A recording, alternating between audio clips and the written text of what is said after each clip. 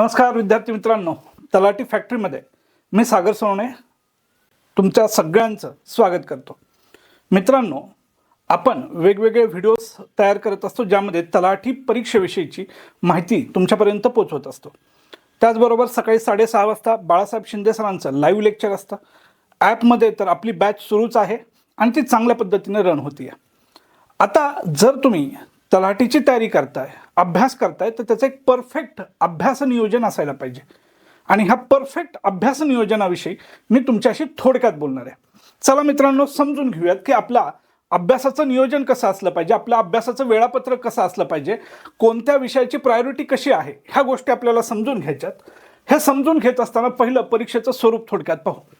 बघा मित्रांनो, आपल्याला वेळ त्यांनी दिलेले आहेत 2 तास आणि एकूण प्रश्न आहेत 100. आणि ह्या 100 प्रश्नांचं जर विभाजन केलं, मराठीला 25 प्रश्न, इंग्रजीला 25 प्रश्न, सामान्य ज्ञान ज्याला आपण GS GK म्हणतो यावर 25 प्रश्न आहेत, आणि बुद्धिमत्ता चाचणी आणि अंकगणित यावर 25 प्रश्न आहेत. बरोबर, म्हणजे 4 घटक केलेले आहेत आणि एका प्रश्नाला 2 मार्क, असे 200 मार्काचा हा आपला पेपर आहे. आपल्याला जर अधिकारी व्हायचं असेल, तलाठी व्हायचं असेल, तर जास्तीत जास्त मार्क पाडावे लागतील, कारण की स्पर्धा खूप आहे. 2023ची शेवटची जी परीक्षा झाली त्याच्यानंतर आता ही परीक्षा येऊ घातलेली आहे. तर स्पर्धेत टिकायचं असेल तर प्लॅनिंग महत्त्वाचं आहे. आणि फक्त प्लॅन करून चालणार नाही, नियोजन करून चालणार नाही, तर त्याची योग्य पद्धतीने अंमलबजावणी सुद्धा झाली पाहिजे. आता त्या 2च गोष्टींवर मला चर्चा करायची आहे. तत्पूर्वी मी म्हणतोय मराठी, मी म्हणतोय इंग्रजी, मी म्हणतोय गणित बुद्धिमत्ता, त्यातले कोणकोणते टॉपिक महत्त्वाचे आहेत हे एकदा समजावून घेऊ, म्हणजे आपल्याला आपलं अभ्यासाचं नियोजन करताना गोष्टी सोप्या जातील. बघा, मराठीचा ज्यावेळेस आपण अभ्यास करतो त्यावेळेस समानार्थी शब्द, विरुद्धार्थी शब्द, म्हणी, वाक्प्रचार, समास, पुस्तकं, कादंबऱ्या, आत्मकथने यांच्यावर प्रश्न विचारले जातात. त्याचबरोबर प्रयोग आहे, शब्दांचे अर्थ, वाक्यांचे प्रकार, वाक्य पृथक्करण, वर्णमाला आणि शब्दसिद्धी यांवर प्रश्न विचारलेले आपल्याला दिसतात. हे झालं मराठीचं. मराठीमध्ये 25 प्रश्न आहेत. त्यामध्ये अजून मी पुढे सांगतोय अव्ययांचे प्रकार, नाम, सर्वनाम, विशेषण, क्रियाविशेषण, विकारी अविकारी शब्दांचे प्रकार यांवर प्रश्न विचारलेले दिसतात. ते 2023 मध्ये पण आपल्याला दिसले, 2019च्या परीक्षेमध्ये सुद्धा ते दिसलेले आहेत. ज्यावेळेस गणिताचा अभ्यास करतो त्यामुळे संख्यामाला, अक्षरमाला, नफा तोटा, सरळ व्याज यांवर प्रश्न विचारलेले आहेत. बुद्धिमत्तेवर जर पाहिलं तर प्रश्नचिन्हांच्या जागी आपल्याला संख्या किंवा अक्षर भरायची असतात. विधाने आणि निष्कर्षांवर प्रश्न विचारले गेलेले आहेत. डावीकडून उजवीकडे जी मालिकांची संख्या असते त्यांवर प्रश्न आहेत.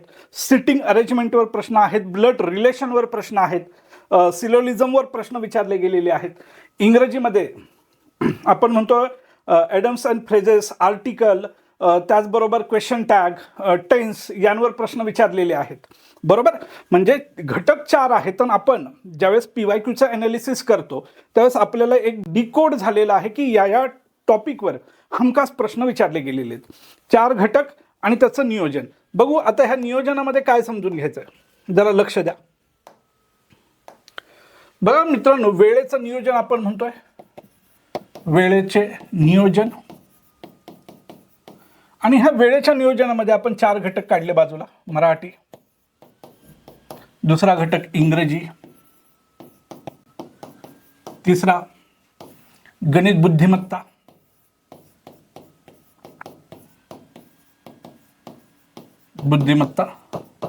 आणि चौथा आपण म्हणतो तो म्हणजे सामान्य ज्ञान किंवा सामान्य अध्ययन. मित्रांनो, आपण असं गृहीत धरू तुम्ही 8 तास अभ्यास करत आहात. एक गोष्ट क्लिअर करतो तुम्हाला, तलाठी भरती जर तुम्हाला करायची असेल, तुम्हाला जर तलाठी व्हायचं असेल, तर दिवसाचा किमान 8 तास अभ्यास झालाच पाहिजे. मी किमान म्हणतोय. 8 तासाच्या वर जर अभ्यास तुम्ही करत असाल तर ती चांगलीच गोष्ट आहे. जर तुम्ही म्हणत असाल की बाबा सर मी 2-3 तास अभ्यास करतो आणि मी तलाठी होतो, शक्य नाही. मी तुम्हाला आत्ताच क्लिअर करतो. तुम्हाला कुणीतरी सांगितलं असेल की ही परीक्षा सोपी आहे, सोपी नाही, परीक्षा अवघडच आहे. फक्त मेहनतीची तयारी असली पाहिजे, अभ्यासाची तयारी असली पाहिजे, ज्याला आपण श्रम देणं म्हणतो, लेबर दिले पाहिजेत. जर व्यवस्थित लेबर दिले, व्यवस्थित श्रम केले तर नक्कीच तुम्हाला यश मिळू शकतं. आता हे 4 घटकांमध्ये मी तुम्हाला एक तर सांगतोय की तासांच्या भाषेत बोलायचं झालं तर कमीत कमी 8 तास, ठीक, तो अभ्यास करावा लागेल. तुमचा सगळ्यात जास्त भर हा कशावर असला पाहिजे? मराठी आणि इंग्रजीवर असला पाहिजे. ह्या 8 तासांना जर मी डिवाइड करत असेल तर मी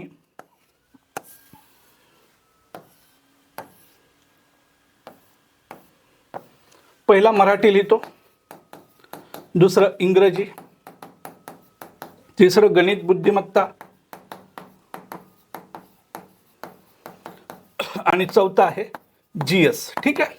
जीएस मध्ये वेगवेगळे घटक आहेत. जीएस मध्ये मग हिस्ट्री आहे, पॉलिटी आहे, इकॉनॉमीवर एखादा दुसरा प्रश्न विचारला जातो, समाज सुधारकांवर प्रश्न विचारले जातात, चालू घडामोडीवर प्रश्न विचारले जातात. जीएस मध्ये व्याप जास्त आहे. पण मराठीमध्ये जर 8 तास तुम्ही अभ्यास करताय तर दिवसातला 2 तास अभ्यास हा मराठीचा झालाच पाहिजे. आणि मराठी असा एक घटक आहे जो तुम्हाला पैकीच्या पैकी मार्क देऊ शकतो. तुम्हाला 25 पैकी 25 मार्क सुद्धा देऊ शकतो. एखादा दुसरा मार्क इकडे तिकडे जाऊ शकतो. त्यामुळे मराठी व्यवस्थित करायचं आहे. तलाठी फॅक्टरीच्या बॅचमध्ये बाळासाहेब शिंदे सर स्वतः मराठी शिकवतात, सर स्वतः इंग्रजी शिकवतात. त्यामुळं तुम्ही ती बॅच व्यवस्थित पहा. त्याच्यामध्ये सर दररोज लाईव्हच्या माध्यमातून सांगत असतात कोणते टॉपिक महत्त्वाचे आहेत, प्रश्न कसे विचारले जात आहेत. त्यामुळं आपल्याला एक अभ्यास पद्धती सुद्धा लक्षात येते. आणि आपण आता चर्चा करतोय की अभ्यासाच्या नियोजनाचा. दुसरा जो भाग आहे जो इंग्रजीचा, जो तुलनेनं अवघड जातो, तर मी एका बाजूला म्हणतोय की मराठीत पैकीच्या पैकी मार्क घेता येऊ शकतात. इंग्रजीमध्ये आपल्याला काय करायचंय? सरासरीपेक्षा 2-3 मार्क जास्त पाडायचे. म्हणजे काय? उदाहरणार्थ पेपर झाला 2025ला किंवा 26ला आणि इंग्रजीमध्ये सरासरी विद्यार्थ्यांचे 17 प्रश्न बरोबर आलेत असं आपण गृहीत धरू, तर तुमचे किमान 19 ते 20 प्रश्न बरोबर आले पाहिजेत. म्हणजे ॲव्हरेजच्या पुढे तुम्ही गेला पाहिजे. मराठीमध्ये पैकीच्या पैकी मार्क आणि इंग्रजीमध्ये सरासरीच्या 1 किंवा 2 मार्क तुम्हाला जास्त मिळालेच पाहिजेत. दररोज किमान 2 तास तरी इंग्रजीचा अभ्यास झाला पाहिजे. तिसरा गणित आणि बुद्धिमत्ता हा तिसरा घटक आहे. परंतु मित्रांनो एक गोष्ट लक्षात घ्या, इथं गणित एक भाग आहे आणि बुद्धिमत्ता 2 आहेत, बरोबर, दुसरा भाग आहे. मग तुम्ही काय करा, जर तुम्ही गणिताचा अभ्यास करत असाल तर गणितच रोज 2 तास व्यवस्थित करून घ्या. म्हणजे एकदा गणित सुरू केलं, बाजारातलं कोणतंही दर्जेदार पुस्तक घ्या. आम्ही तलाठी फॅक्टरीमध्ये तर उत्तम पद्धतीनंच गणित आणि बुद्धिमत्ता घेत असतोय. तर सर जे शिकवतात, उदाहरणार्थ सर काय करतायत की एक सरासरी नावाचा टॉपिक शिकवतायत, तर तुम्ही सरांबरोबरच तो टॉपिक शिकून घ्या आणि घरी ज्यावेळेस अभ्यास करताय त्यावेळेस त्याच्यावर जास्तीत जास्त सराव करा. हे फार महत्त्वाचं आहे. गणित आणि बुद्धिमत्तेमध्ये मार्क मिळवायचे असतील तर त्याला एकच मार्ग आहे, तो म्हणजे जास्तीत जास्त प्रश्न सोडवायचे. म्हणजे तुम्ही म्हणाल की किती प्रश्न? एका टॉपिकवर किमान 100-200 तरी प्रश्न सोडवा, म्हणजे की तुमचा सराव जास्त होईल. तुम्हाला वेगानं प्रश्न सोडवण्याची हे मिळेल, काय म्हणूयात आपण, संधी मिळेल आणि तुमचा पेपर चांगल्या पद्धतीनं कव्हर होईल. हे लक्षात घ्या. म्हणजे 1 तास गणित करतो, 1 तास बुद्धिमत्ता करतो असं करू नका. गणित करताय तर संपूर्ण गणित करून घ्या आणि गणिताचा तो टॉपिक भाग झाल्यानंतर पुन्हा बुद्धिमत्तेवर काम करा. बुद्धिमत्तेचे प्रश्न सोपे असतात पण त्याला वेगानं सोडवावे लागतील. आपल्याला 100 प्रश्न 2 तासात सोडवायचे, 120 मिनिटात सोडवायचे. त्यामुळं तुम्हाला तो प्रश्न वेगानं कळला पाहिजे आणि तो सोडवून पण झाला पाहिजे. तुम्ही पेपर झाल्यानंतर सर मी सोडवला की 4 मिनिटात सोडवला, त्याचा काय उपयोग नाही आहे. तुम्हाला दिलेल्या वेळेमध्येच योग्य पद्धतीनं तो प्रश्न सोडवता आला पाहिजे अशा पद्धतीनं.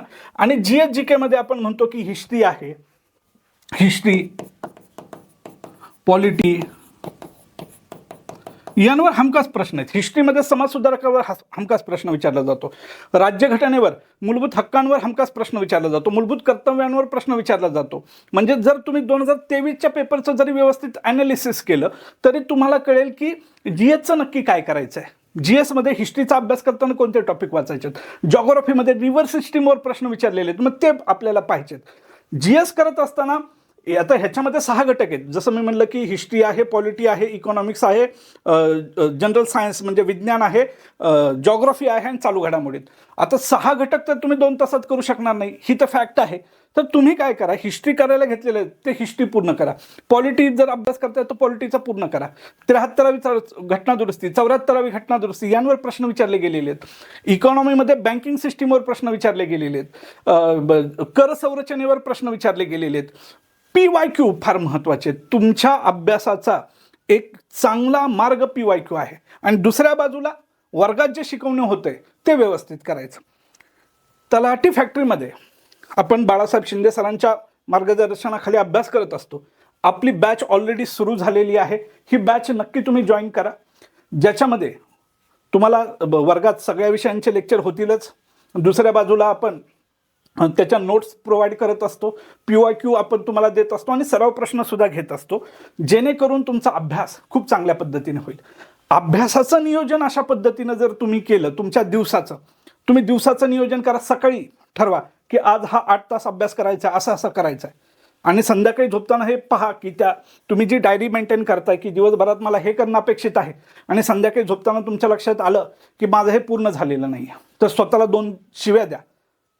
ही ठरवणारे तुम्ही आहात, तर त्याची अंमलबजावणी करणारे सुद्धा तुम्हीच असला पाहिजेत. मला हे मान्य आहे की आज प्लॅनिंग केलं की सगळंच्या सगळं ते अंमलात येईल, असं नाही होणार, मला पण मान्य आहे. परंतु एक स्वतःला शिस्त लावावी लागेल.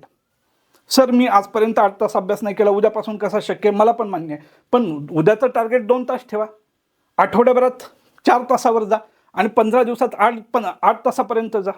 टप्प्याटप्प्याने आपल्याला पुढे जाता आलं पाहिजे. आपले टार्गेट्स आपल्याला सेट करता आले पाहिजेत आणि ते अचीव करण्यासाठी आपण तो मेहनत घेतली पाहिजे, तो तेवढे परिश्रम तिथं घेतले पाहिजेत.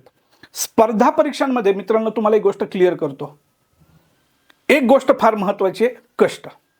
कष्टाला कोणताही पर्याय नाही आणि कष्टाला दुसरा अजून एक पर्याय असू शकतो, तो म्हणजे आणखी कष्ट.